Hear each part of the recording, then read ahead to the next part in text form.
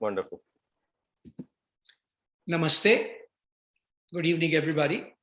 Welcome to the fourth session of Loka Kalyana Seva Talks. And today, our host is Nikhil Kulkarni, who is going to discuss about awakening the sun within. These talks, as you would have already observed in the past three talks, is more about the message than the messenger. So without much ado, let's get on to the message. And Nikhilji, go ahead. Oh, thank you. Thank you so much, Kumar sir. Thank you for the opportunity to present myself, whatever tiny bit of understanding I gathered.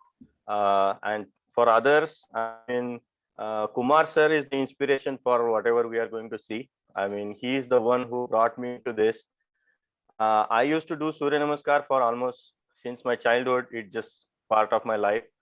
But I happened to attend one of the session with Kumar sir, and it was on the Purusha Sukta. And he explained me the concept of the Nishkama Karma Yoga. And he said we should give something back to the society. And it was in 2013, I remember. And I was thinking, like, what can I give back to society? I don't really do much other than my job. But then this thing came up, like, okay, Surya Namaskar. So why don't we teach Surya Namaskar to people?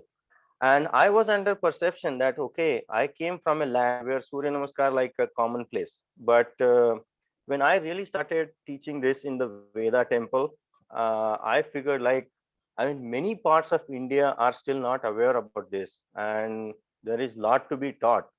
And I felt like I got a purpose for my life. And then I continued to do study and kind of collect whatever tribal wisdom I could gather based upon my level of intelligence.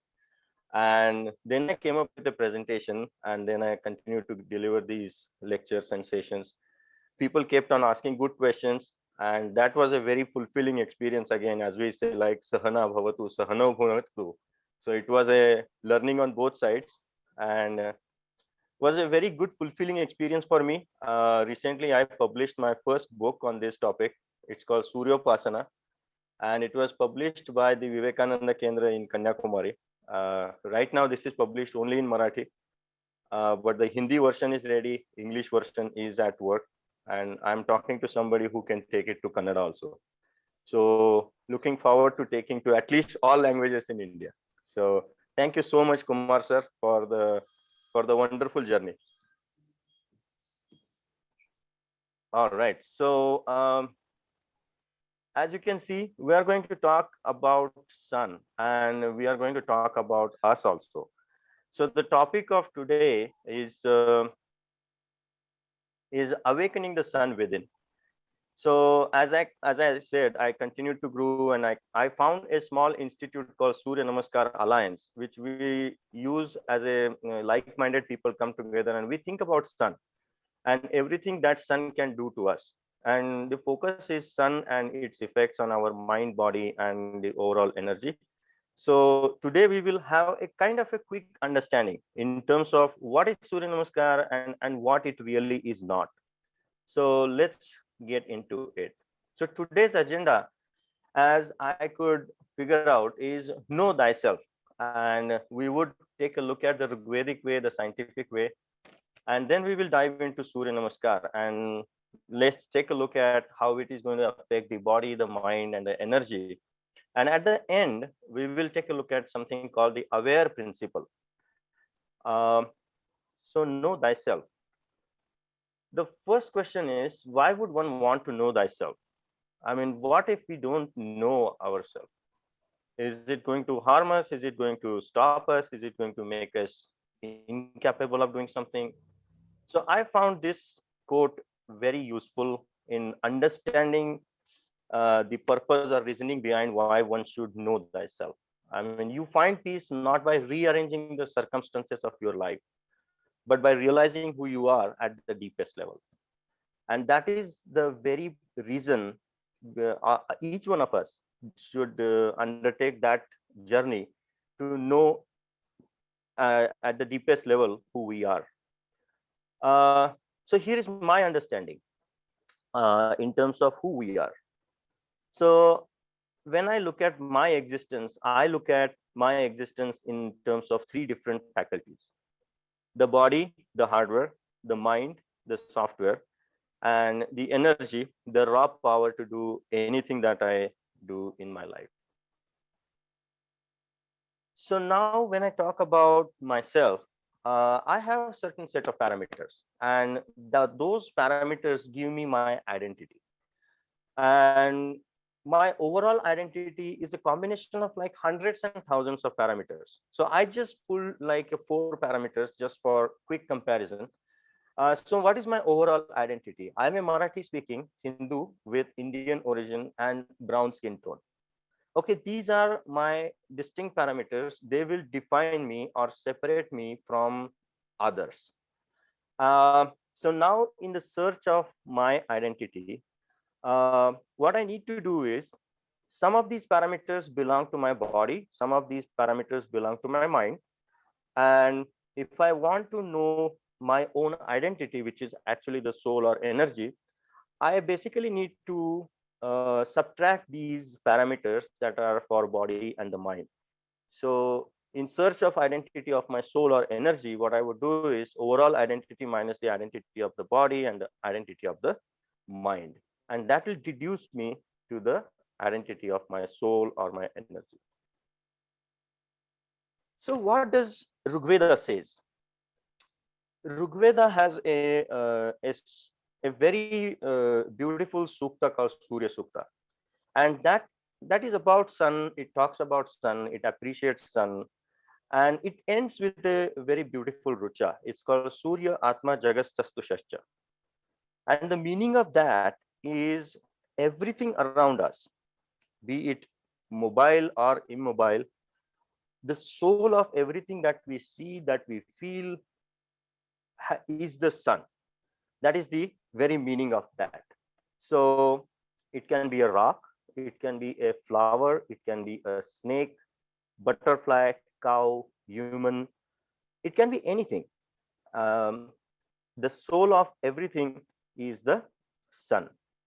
So I ordered them in a particular order, like rock, flower, snake, butterfly, cow, and human, um, in terms of the brain evolution of their brains. So uh, rock is pretty less vibrant, and then as we go down, the vibrancy goes up, and the expression also becomes better and better because of the neocortex.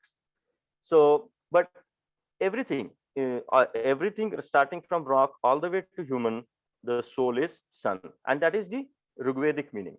So let's use the modern science and see if we can still prove that theory. For that, I would like to consider two different um, physical aspects. The first is the first law of thermodynamics. And what does it say is, energy can neither be created nor be destroyed. It can be converted from one form to the other. Just keep that in mind. Energy can neither be created nor be destroyed. Okay. And the second equation that I would like to consider is the Einstein's equation, E is equal to mc square. So what this equation tells me is E is the energy, and m is the mass, and c is a constant. So basically what this equation is telling me is E, that is energy, is directly proportional to m that is the mass.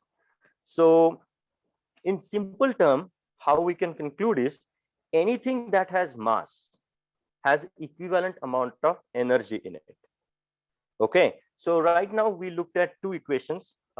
First says energy can neither be created nor be destroyed, and the second equation tells me that every mass has an equivalent amount of energy.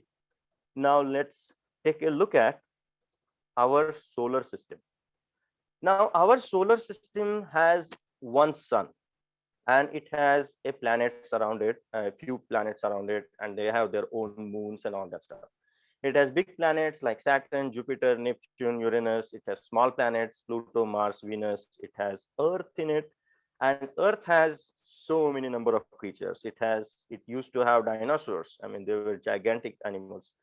We have elephants, rhinos. We have small creatures, flies, insects, worms, and even corona. Okay, see, this all together makes a closed system. We call it as a solar system. And now if we apply these two equations, that energy can neither be created nor be destroyed. So the total energy of this solar system is fixed. It cannot be created, it cannot be destroyed. All it is doing is it is changing from one form to the other.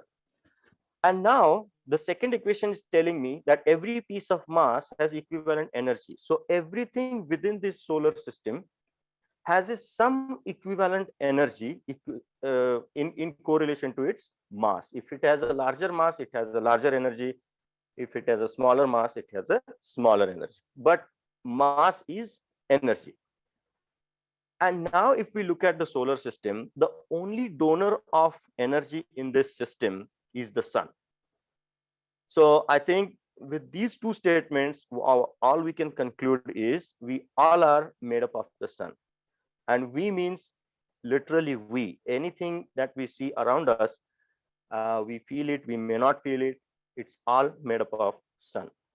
So I think that gives me a good understanding about my roots, where I come from. I'll take a breather and see if there are any questions here.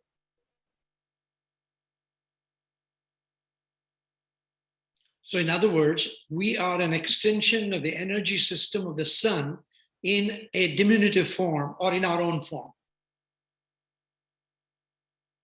Right.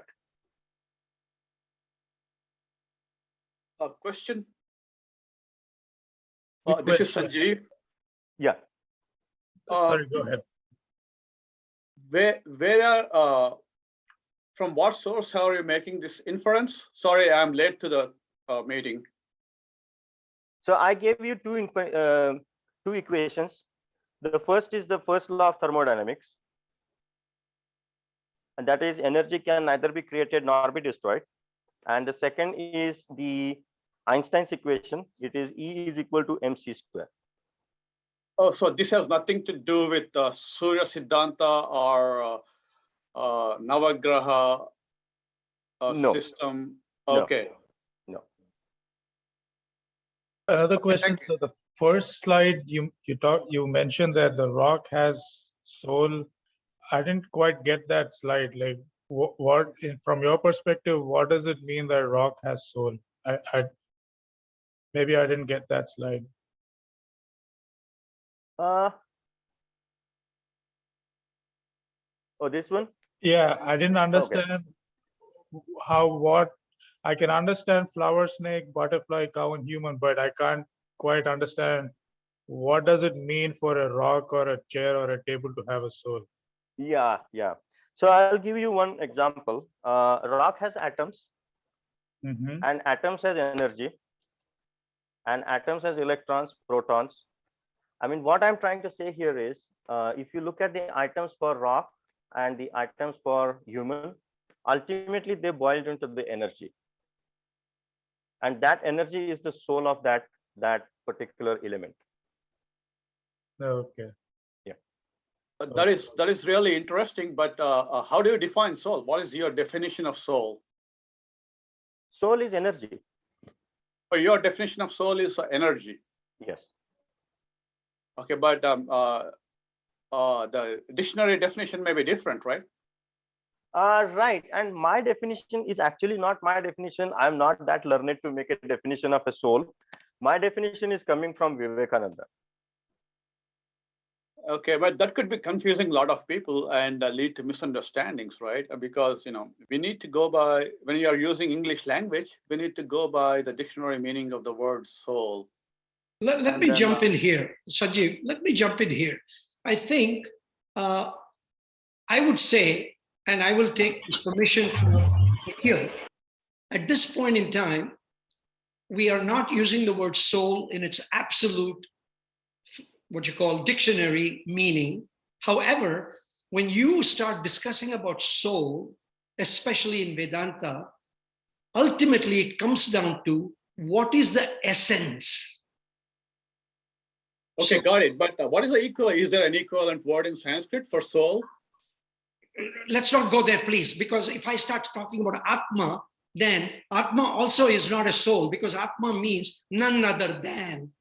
So it is none other than our essence. And our essence is, when you look at the rock, flower, snake, etc., is at this point, even the rock has energy, as Nikhil so beautifully put it, going down to the atomic physics of it, there is whirling, whirling electrons around whatever the rock is made of, around its own nucleus, and therefore rock has a vibration as energy, but then that energy is not the same as and as kinetic as it is in a flower, much less or much more than the snake, butterfly, cow, and the human being.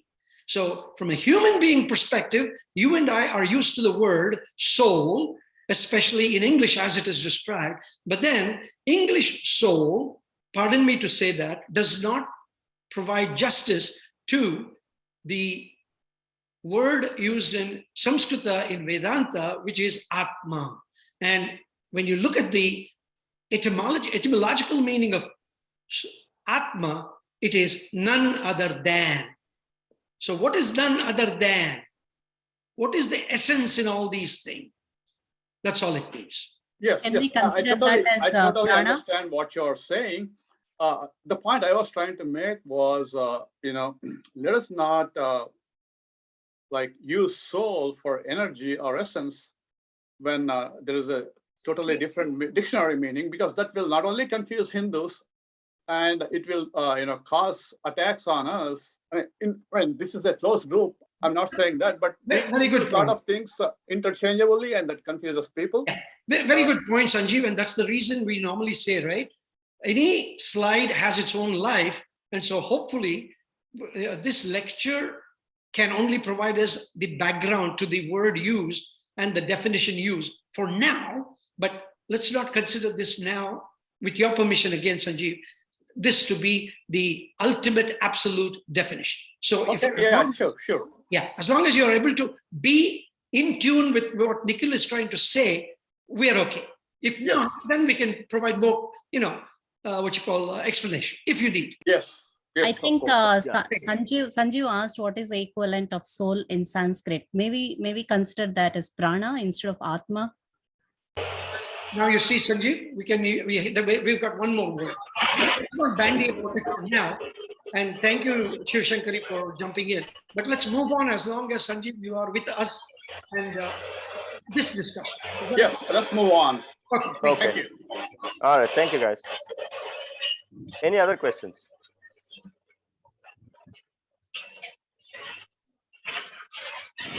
Okay, sounds good. So now going back to our three faculties of existence, we have the body, we Please have the mute mind, and Mute your microphones, please. Thank you. Go ahead. oh yeah. So we talked about the three faculties of existence. We have the body, we have the mind, and we have the energy. And now let's see what I think Soorya Namaskara is. I think Prashant, you have to mute yourself. Could you please mute Sir Prashant? Yeah. Thank you. No, it's still there. We go.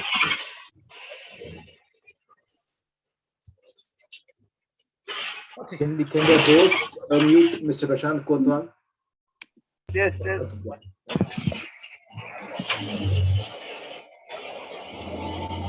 we are getting noise from your side, sir. Please, Prashant. Thank you. Thank you. I did. Go ahead. Okay, wonderful. So as we looked at our existence, we have three dimensions: the body, the mind, and the energy. Now let's take a look what Soorya Namaskara can really do to our body. So we have 7 asanas, distinct body postures, 12 positions, 11 transitions. We have a lung full of breathing, and we use pretty much 97% of our muscle groups.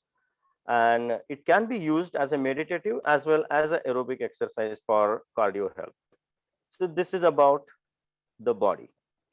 Now about the mind. So Soorya Namaskar actually gives us an opportunity to capture all the 4 registers of our working memory using the position name, the Surya name, the chakra name, and the chakra color. chakra color gives us an opportunity to capture the visual memory also. And basically, this is an opportunity to get into a state of thought-free state of mind. And this is about the mind and talking about the energy. What we can really do about the energy is probably we can experience the energy. And I don't know how many of us are capable of experiencing the energy within. So this is where Surya Namaskar can actually come to our help. So as we have looked at, like we all are made up of sun, and we have proved that. So now we can see how Surya Namaskar can help us get that experience of the energy. So Surya Namaskara is a upasana. I mean, there is a difference between the upasana and sadhana, but upasana is upa adhika asana. So it is an act to be like our deity and finally acquire a place just next to our deity. So Surya Namaskara is an upasana of sun. And as Gautam Buddha says, what you think you become, what you feel you attract, and what you imagine you create. So we are going to make best use of this sentence. What we propose is, we propose something called the aware principle. And aware principle is A is arise and awake before the sun. W is witness and indulge in the glory of the rising sun. A is appreciate and thank the rising sun for everything we got in our life. And R is the reaffirm the conviction that we are the finest creation of the sun. And lastly, E is experience the existence of the very sun in everything around us. So some of these are definitely going to help us reset our circadian clock. So basically, Surya Namaskara is done at or before the sunrise. So we are arising and we are all awake before the sun. We are going to witness and indulge in the glory of the rising sun. And as I said, not many of us are capable of looking the energy source within. So the best thing we can do is we can see the energy source in front of us. And as what we think is what we get, and as what we feel is what we become. So if we feel that, if we indulge in that experience of sun, I mean, we are attracting that within us. The A is appreciate and thank the rising sun for everything we got in our life. This is more like a gratitude journal. So gratitude journal has substantially positive effects on our brain, our mind. It's basically we are writing a script to ourselves and we are thanking the sun for everything that we got in our life, starting from the breath, all the breath that we had, all the food that we ate, all the experiences that we had on this planet. So we thank from the bottom of our heart to the sun, and then it acts as a gratitude journal. R is to reaffirm the conviction that we are the finest creation of the sun. This is again a sort of a self-talk.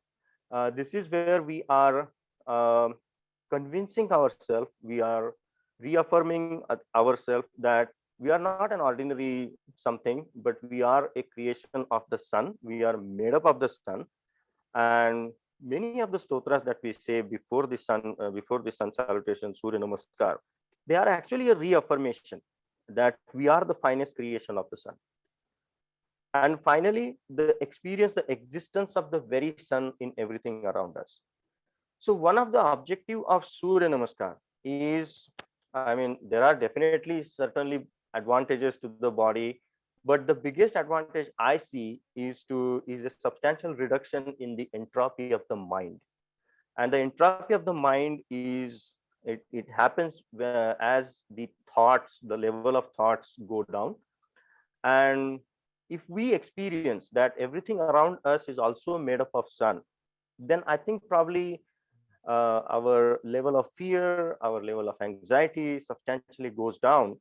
And that is going to help us with reducing the entropy of the mind. So experiencing the existence of very sun in everything around us, so that we don't find ourselves foreigner in any of our life situations. So this is the aware principle. So let me go to the next slide, and let's talk about what Surya Namaskara is not. I mean, there are a lot of perceptions and misconceptions about Surya Namaskar. One of them is it is a substantially physical routine. It is a physical routine. I mean, as I said, you can customize this exercise in the way you want it.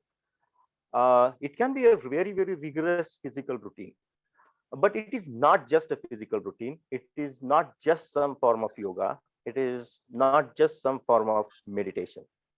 Then what it is? As I said, it is a gratitude journal. For me, Surya Namaskara is the gratitude journal, and it is my opportunity to admire and appreciate my source. Once I identify myself as a part of sun, I will start appreciating sun more. And the more I appreciate, the better I get. And that is why the biggest, what it is about Surya Namaskar is it is the gratitude journal. Next is method to connect with our source. Next is it is a tool to remind ourselves about our real identity. And the most important is it is a method to understand, internalize, and practice the qualities of our source. So where do we really do that? So when I say Surya Namaskar, it is a combination of multiple things. As I said, we'll be chanting the Surya names. And Surya names are a really good way to appreciate the sun, to understand the sun. There are 108 Surya names. All of them are beautiful. But for Surya Namaskar practice, I mean, we have taken a subset of those names, and we take 12 names out of that. And each one of those names have a beautiful meaning. Every name talks about sun. Every name gives us an opportunity to understand the sun, explore the sun more, its qualities, and then appreciate and thank the sun. So to give you an example, I will say there is a name for Surya, it's called Pushni. So Pushni is like nourisher, and nourisher is not really the parent. I mean, parents are nourishers, but nourisher is slightly different than parent. So let me give you an example. A newborn child is looking for help, and he or she is looking for help from anybody. I mean, it doesn't really has to be his or her parents. Anybody can help that child, feed the child or change the diapers or whatever. That child doesn't really care. I mean, who is helping? So the person who is helping that child, whether it is a parent or not, that is the nourisher. And when I say Om Praha Pushne Namaha in Surya Namaskar, what I actually mean is the sun has been my nourisher. I mean, that nourisher really doesn't really have any expectation when the child will grow up, whether that child will respect me or say thank you to me or something like that. It's basically a Nishkama Karma Yoga done by that nourisher. It's same like with sun. Sun has been feeding me right from my birth or even before that, and without any expectation. Uh, Not a whole lot of people really think that there is sun in the sky. I mean, they just take it for granted. Okay, sun will be there and I'll be going to my office. So not a lot of us are really conscious that there is a sun, and that's why there is a day. And so I need to go there and thank the sun. So this is my opportunity. When I say Pushne, when I call the sun as a nourisher, and I say, okay, I mean, without any expectation, you give me everything. And that's why I come to you and I say thank you for that. So this is how every name has a beautiful meaning. Um, Let me give you one more example, like Om Raum Arkaya Namaha. So Arka is another beautiful name. Arka is like the one with the best wisdom in it. So in our technology, what we call is like a data and then information and then the knowledge and the wisdom.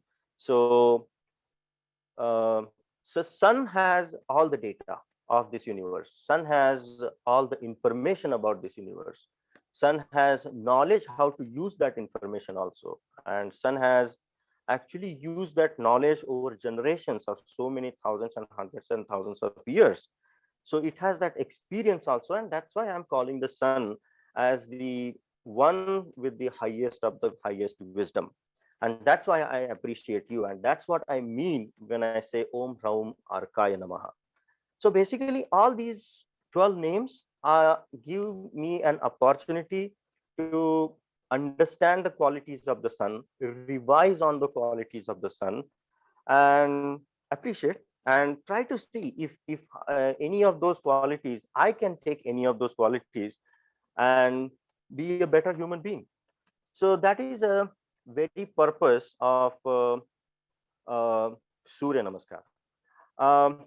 There are questions. A lot of people ask me questions like, okay, is it necessary that I should do the Soorya Namaskar in all those 12 positions and all?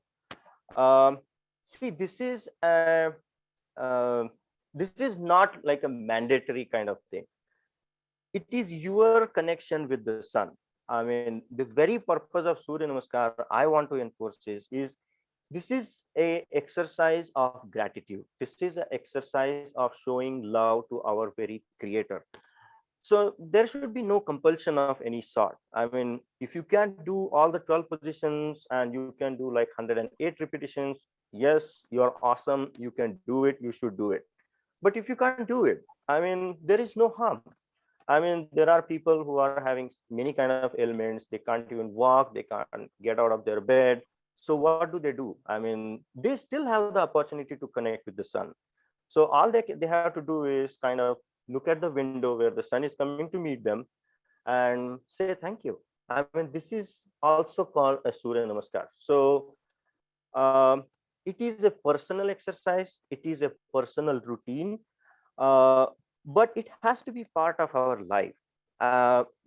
Why I say that? Because sun is rising every day, whether you like it or not, whether it is a Sunday or Monday, it is rising every day. It is doing everything that it is supposed to do, and it is giving it everything with all hands to us.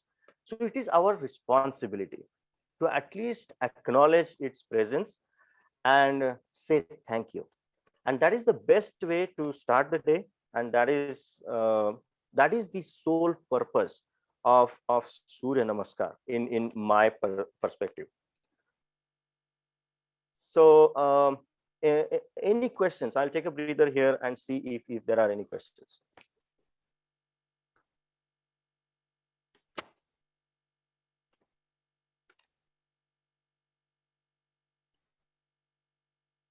Actually, Nikhil, when other persons are trying to think through a question, yeah, you just triggered two famous verses from Rig Veda. Mm-hmm. Again, I'm referring to the subsection of Purusha Sukta, Mm-hmm. verse number 16, where, just like our Sanjeev was asking, Mm-hmm. it is so difficult to explain the word either in English soul or even Mm-hmm. Atma. Yeah. So what the Rishi did, because it is not just Sanjeev who is asking this question today. Even before we were born, the present generation, there were folks who were wondering, trying to ask the question, what the heck are you talking about, Rishi? And so the Rishi said, Aditya Varnam Tamasas Parastat Sarvani Rupani Vichitya Dhiraha. So in other words, the Rishi had to point out and say, I know I cannot conceptualize and verbalize what is Purusha, consciousness, awareness, pure. Rather than that, look at the sun and the light. And then, of course, Vishwamutra played upon it and said it is Bhargaha, it is Savitaha, and that is the Dhimahi that all of us want. Wonderful. So that is one verse which provides as you said, that the sun and I, without all those namani, rupani, vichitya dhiraha, none of those variants of the names and forms. Yeah. I am that pure light out there. Correct. So that is one thing I understood. And Wonderful. the second thing which you mentioned is the 18th verse, which says, Yajnena yajyama yajanta devaha tani dharmani pradhamanyasan tehanakam mahimanas sachante yatra purve sadhya santi devaha. What that means is, Yajnena yajyama yajanta devaha. All the devas starting from the sun. Deva, divinity, as in energy. The rishis didn't know English to use the word energy. They stopped with deva. And then they said there are Mummukkoti Narayana. The source of Nara, Ayana of Nara, is Mummukkoti, 330 crore type of sub-energy systems. Therefore, the rock is there, the flower is there, the snake is there, the human being is there, the species are there, even the DNA is there. Wonderful. And all this, not an Einstein or any other scientist wake up one fine day and say, I found it. Yeah. It all happened as a yajna. And those of us who have attended Purusha Sukta understand it very clearly that this is Purusha evedagam sarvam. Awareness is all it is. And you explained it beautifully. Nikhil, you said it beautifully, saying that it is the sun within, without. We are it. We are it. Yes. No name, no form. Yeah. So it says, Yajnena yajyama yajanta devaha tani dharmani prathamanya san. That is the reason it is Sanatana Dharma. That is the first Dharma. What is the first Dharma? Yajnena yajyamaya. That's all it is. Yeah. Unfortunately, the human being, as you said rightly, you want to go to the office without looking at the sun or taking the sun for granted every day. Yeah. But instead, you said it beautifully. Why don't you perform an upasana at your own pace, at your own health condition? No need to get up and even go towards the sun.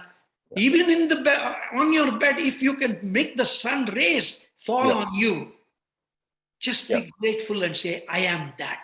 At least at that point in time, at least once a day, if not more number of times. So that's what I took from here. And I must thank you for this. Meanwhile, let's throw it to questions. Yes, exactly. You said it rightly. I mean, how I look at it is, I mean, we take it so granted. Okay, I'm sitting on my bed and the sun is coming through the window. It's not that easy. I mean, just imagine that sun is coming through so many different obstacles and so many different ways, and it is making sure that it is entering through your window. So if we start thinking through that angle, I mean, it makes it feel like, wow. I mean, you really understand the magic in that moment. Yeah. And the other thing also I took away from you is you beautifully explained how, as far as awareness is concerned, it is just pure. And then it is, fortunately or unfortunately, the human being, whoever it is, who looked at the data, and today we are fighting with data analysis, data mining, and all kinds of data sciences. Whereas those days, all that the human being did was looked at how the data could be an information to him or to herself to benefit. Yeah. And that information became knowledge. Yeah. So pure knowingness. With that, I became a knower. To know and acquire knowledge, and that knowledge with skill, with experience, became my own proprietary wisdom. And you explained it beautifully, and thank you so much for relating knowingness to wisdom, to experience, to experiencing the energy in itself. Thank you, sir. Sure. Thank you. Let's go for the questions. I have one question with reference to what you were alluding to, Guruji, a while ago. Bhargo Devasya Dhimahi. So my question is, with that in mind, should Soorya Namaskara precede the chanting of Gayatri Mantra, or doesn't matter? Well, if you know the Gayatri Mantra and the meaning, it matters a lot because you're doing more knowledgeably, more consciously, competently. Right? Because most of us go to the temple, look at the idol and just do a namaste and look at that idol as a personality, a Vishnu or a Shiva or a Lakshmi or a Saraswati. We forget to not look at the idol and go. I'm talking about people who are at a higher level of understanding and who can transcend religion and can look at the spiritual aspect or purport, what the rishis have given us through the deities in the temple. It is needed. Temple is needed. Idols are needed. But that's for the high school, primary school, but not for the PhD level where Nikhil is trying to address. So coming back to your question, therefore, the better you know the meaning, your gratitude, connectivity. In other words, if you remember Puja Vidhi, our 3C, connect, communicate, and commune. You are communing with the energy system that you are, even though you initially thought I'm a part of it or a bit. Now you're saying, Purushaye Vedagam Sarvam. The Soorya is all it is within and without. Now you see how much competence and consciously it makes you feel. Does it answer, sir, your question? Mm-hmm. Sir, does it mean the intent is more important than the way we do it? Absolutely. Exactly. Sankalpam. Thank you, Vimla Garu. Perfect. Yeah. Sankalpa, intent, attention, and the determination or will.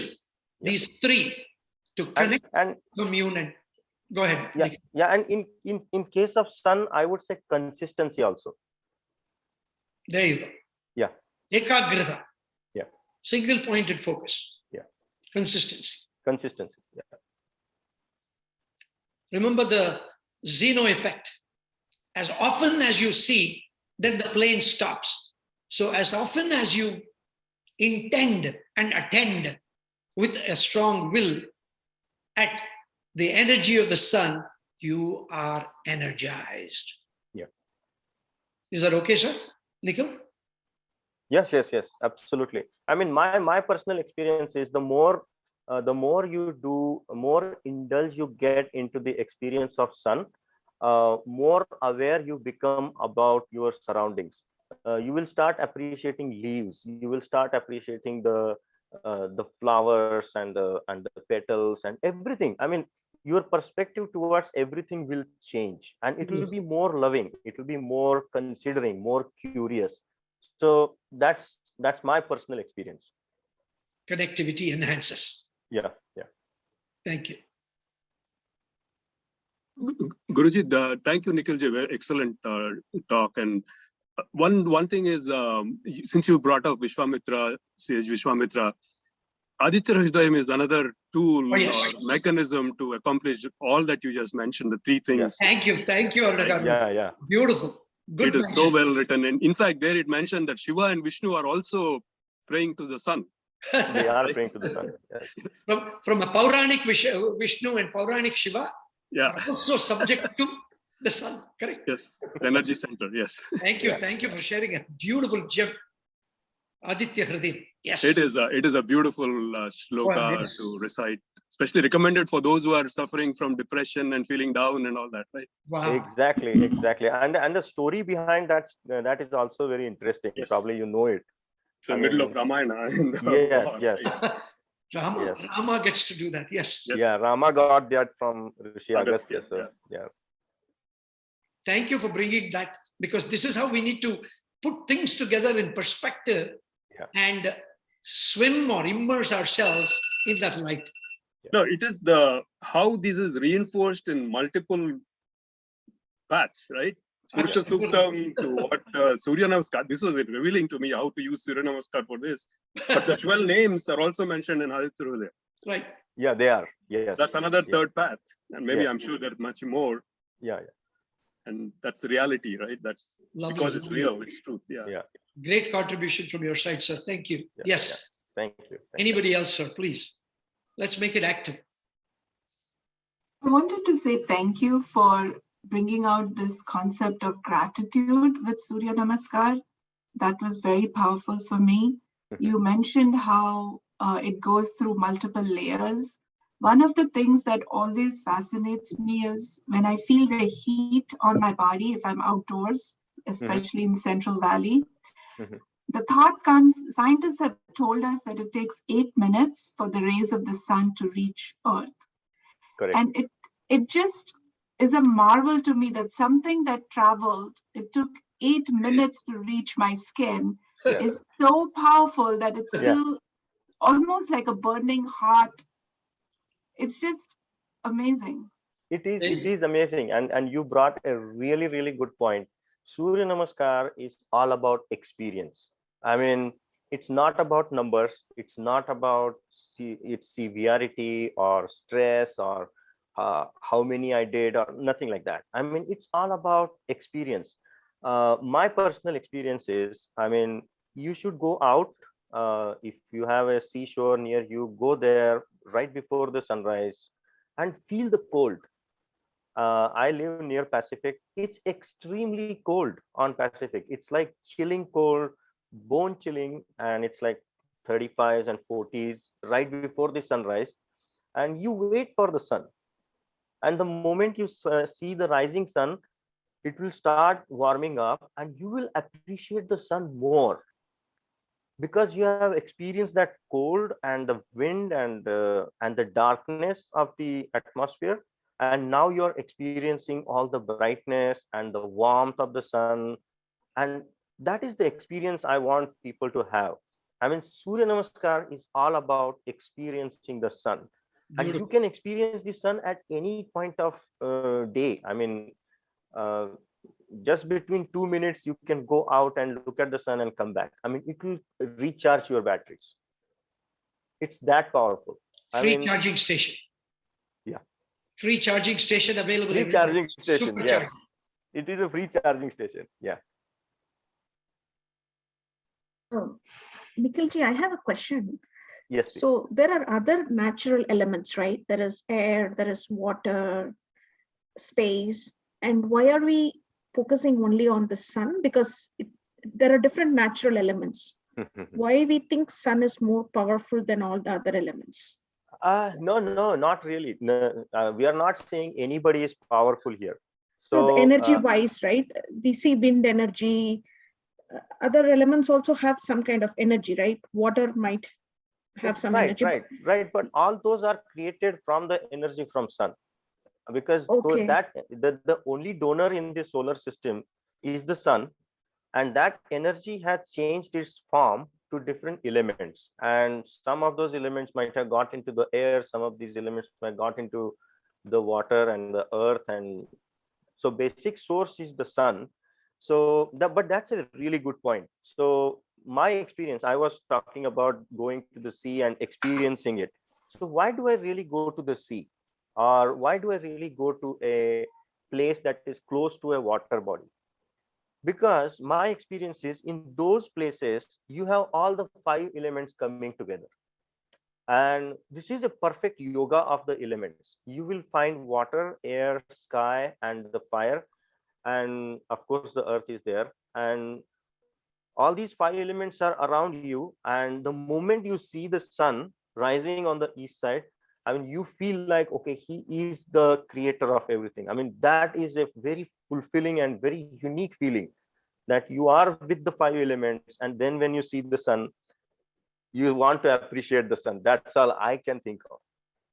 And it is not about sun being powerful or anything. I mean, all the 5 elements are equally important, and we are, of course, made up of all the 5 elements. So for us as a human existence, yes, we should appreciate all 5 of them.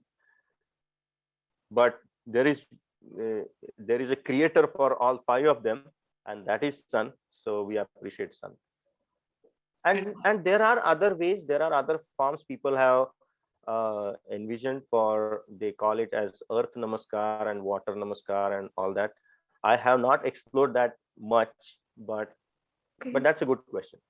Actually, Nikhilji, there's one more point. There are upasanas, sub-upasanas for all the Panchamahabhutas, And there is one major upasana also, which is called Hiranyagarbha upasana. So the Hiranyagarbha, or the golden womb, if you could say, of the universe, it includes water, air, everything. So this you have taken up, I think, from a Surya perspective. So Madhukaru, yes, there are other upasanas also for each element of the Panchamahabhuta. Right. Nikhilji, one question. Thank you, Kumar. While Thank you, answering Nikhil. Madhuji, you said the source of all these Panchabhutas is sun. Did I hear that correct, or did I not? Yeah, that's correct. Yeah. I'm not, in my head, I was thinking the reverse. I thought the sun is a product which is one of the manifestations of the Panchabhutas, like so many other things in the universe. So I'm struggling a little bit with that concept of sun is the source of Panchabhutas. If you can elaborate on that. No, I mean, we can take the energy principle. I mean, it should not be that. Let me go back. So we talked about this energy principle, right? So we have E is equal to mc square. Okay, C is a constant. Let's take a look at just E and M. Okay, for every energy there is equivalent mass. Okay, so for every element we are talking about the Panchamahabhuta. The Panchamahabhuta has, each of them has some kind of a mass, be it air, be it water, be it earth. Everything has a mass, so it has equivalent amount of energy. Okay, I actually lost you when you said the Panchamahabhutas have mass. Isn't that more like a quality of, like every object has certain qualities, and those qualities match with one of those Panchabhutas, and if you take one step back, then all those objects were created as a result of those subtle energies. Is that wrong way of understanding it, or? No, no, I'm not talking about the qualities. Qualities, yes, I mean there will be qualities, but mass is something called a substance, a matter. There is a matter, right? When you take some air, it has some weight. Like a box of air also has some weight, or a bottle of water has some weight. So it has a mass in it, and that mass is actually a equivalent of energy. And so whatever you see in the solar system, and all these Panchamahabhutas are on the earth, right?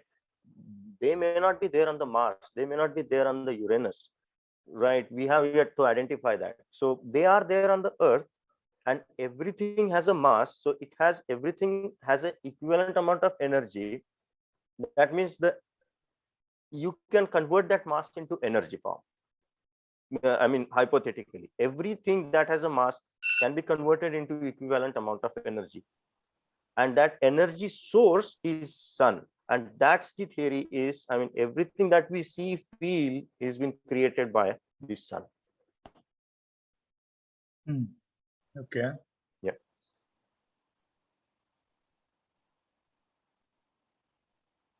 From my very limited knowledge, yes, please. And I pray to God every morning, and I think Ishwar is Bhagavan is the one who is in the first person, the first energy to create sun, moon, whatever, all the 5 elements. So even when I bring the lamp to the God first, God's picture, and then I look at the window, show the lamp to outside for the sun. But I never think sun as my God. Is the main portion of my Bhagavan who has created this for us to live. That's what my limited thing. That is right, and there is nothing right or wrong here. I mean, it's all about our understanding. But yes, I mean, in Rigveda also they have mentioned it, like there are different gods, but the only visible God is sun that you can see every day. And as you said, the Bhagavan, yes, it is possible.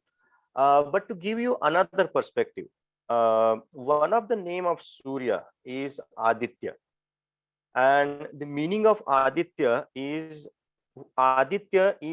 something that is coming out of Aditi. Aditi is like the godmother of everything, like the godmother of universe, and sun is like the son of that godmother, and that's why the sun is called Aditya. And so, I mean, that's one way to look at it. Like if we call this maybe the black hole as Aditi, and the ray of light coming out of it from Purusha Sukta is like the Aditya, maybe that can be one way to look at it, as sun as a god. Okay, thank you. Yeah. There one thing, so awakening the sun within us. Yeah. So can we also take a message like, respect our body, mind, soul as it is? Like, can we take that message also? Like, in whatever way it is, respect for it. And, instead of like, there could be instances like where people don't accept what they are. So for that, can we respect the sun within us? So can we take a message like that also? Absolutely, absolutely. My understanding is our body is a precious ornament. It is not like some hook used to dock a ship or something like that. It is not a heavy thing. It is a very delicate ornament, and our first job is to take care of our body. Everything else comes afterwards, and that's my number one priority. So what they call is dharmartha kama mokshanam. So for everything, if I want to accomplish any of my four purusharthas, all that is going to help me is my body. So my first priority is my body, and Surya Namaskar is one awesome tool. It uses 97% of your muscles in one iteration. Okay, so if you have even a small pain in any part of your body, any part, I mean, it can be your, foot, finger, or anywhere, any part of your body. And if you do Surya Namaskar, you will figure out that there is a pain. And the moment you figure out, because that means that part is being worked out. So Surya Namaskar is one way to figure out. I mean, it's like a certification of your body that if you can do like one repetition without any pain and stress, it is like a certification of your body that everything in your body is okay. And if you can do like 108 Surya Namaskars, that means like you are fit. You are pretty much fit to do everything in your life. Does that answer your question? Yes, sir. That's there. But one more thing, what I wanted to say is like, accept yourself as you are. So that, and you breathe, then the sun is like, the sun within you is like, you're thanking it, and the gratitude to yourself. Like, so the sun within you. Indeed. Yes. So yes. that is what I just wanted to say, sir. Thank you, sir. Exactly. And Surya Namaskar is a very good tool, easy accessible tool to get back to present. So our mind has a tendency to either go back in the past or go forward in the future. It is not really in agreement to come to the present. So Surya Namaskar is your opportunity to come to the present, and in present you accept everything. Just think about it. This is the moment. If you are in this moment, you really don't have any worries. You really don't have anything to be guilty about, anything to be cautious about, anything to be anxious about. So present, if you are in present, I mean, all your guilt and worries and fears are, I mean, they are not with you. And Surya Namaskar is going to give you that opportunity. So it is going to give you a complete acceptance in terms of what you are. I mean, I have seen people who are suffering from osteoporosis, but they want to do Surya Namaskar. So, I mean, for them, they can sit on a chair and feel the sun, and just close your hands, close your eyes, and thank the sun. Say Om Ram Mitraya Namaha. If you say that, what does that really mean is you are making sun your friend.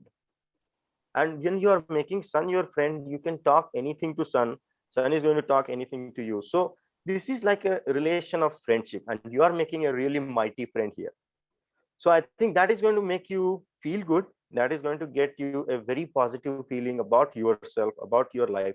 And that's all about it. And that energy is going to stay with you at least for the rest of the day. One more connection I do with sun is a daily, like, I see that, sun goes everywhere, like, so where I cannot reach, like, okay, my parents far. So I say, take care of them. So that kind of thing, relation. Wonderful. Wonderful. Great. Great. So that Because is the kind sun of is rising, sun is always rising some part of the earth. Right? So what a great way of thinking. I like that idea too, Nikhilji, because what Vimalaji is doing is using sun as the messenger, to reach first her parents and maybe others too, her friends, close ones. Great. Yes, sir. Great. That is the 3C. Connect, communicate, and commune. The whole world. Yeah. Great. All right. I think due to paucity of time, we need to limit the questions, but then please send the questions if you have, either to me or to Nikhil Kulkarni. I think his email ID is nskulkarni@gmail.com. Am I right? I'll if you like, I can send a copy of this presentation to you. It will stay with you. If you have any questions, we can talk about it more. Right. And then once again, thank you very much for your attendance. And at the same time, I wanted to make one small announcement. Next Wednesday, we will be having another talk by a gentleman by name Rajesh Samangudu. He, because of Chaturmasya coming up in July, and he is a great practitioner for several years, even being in the Valley as a high-tech professional. I thought you might want to listen in to Rajesh and see what message he has for us as far as our eating habits, our fasting habits, if any, or moderating how to eat is concerned. So next Wednesday, it would be at the same time as part of the Loka Kalyana Seva Talks. And I'll send you an email and welcome you all for that meeting also. Once again, namaste. Thank you very much, Nikhilji. Appreciate. Bye-bye. Thank you, Nikhilji. Thank you, sir. Thank you so much. Nikhil Kulkarni, and thank you, Kumar Padmaniji, for organizing. Thank you, sir. Thank you so much, sir. Thank you. Thanks a lot. Thank you, sir. Thank you. Thank you. Thank you. Thank you, Nikhil. Thank you, Kumar. Thank you. Thank you. Thank you, Kumar Garu. Namaste. Thank you very much, sir. So, all Ishwar.